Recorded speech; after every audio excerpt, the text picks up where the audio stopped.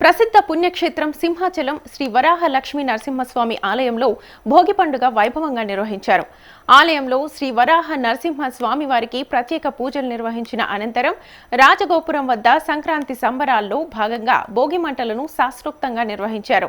ఈ సందర్భంగా హరిదాసుల కీర్తనలు, గంగిరెద్దుల విన్యాసాలు ఆకట్టుకున్నాయి.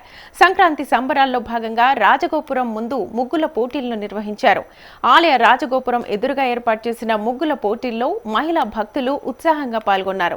సనాతన ధర్మాన్ని, తెలుగు సంస్కృతిని ప్రతిబింబించేలా భక్తులు తీర్చిదిద్దిన ముగ్గులు, అందులో నింపిన రంగులు చూపరులను, స్వామివారిని దర్శించుకోవడానికి వచ్చిన ఇతర భక్తులను విశేషంగా ఆకట్టుకున్నాయి.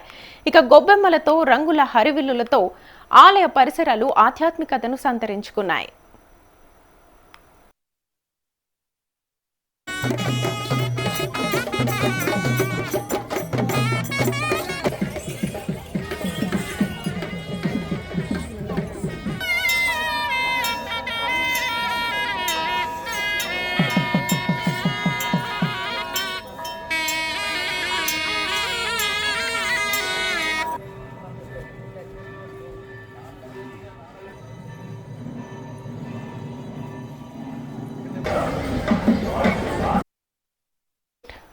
ప్రసిద్ధ పుణ్యక్షేత్రం సింహాచలం శ్రీ వరాహ లక్ష్మీ నరసింహస్వామి ఆలయంలో భోగి పండుగ వైభవంగా నిర్వహించారు.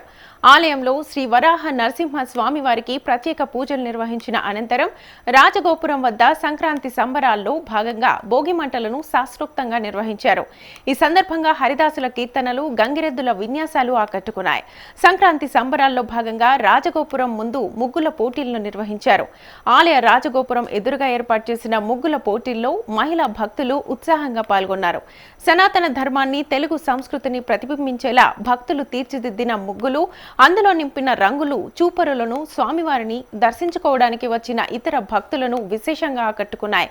ఇక గొబ్బెమ్మలతో, రంగుల హరివిల్లులతో ఆలయ పరిసరాలు ఆధ్యాత్మికతను సంతరించుకున్నాయి.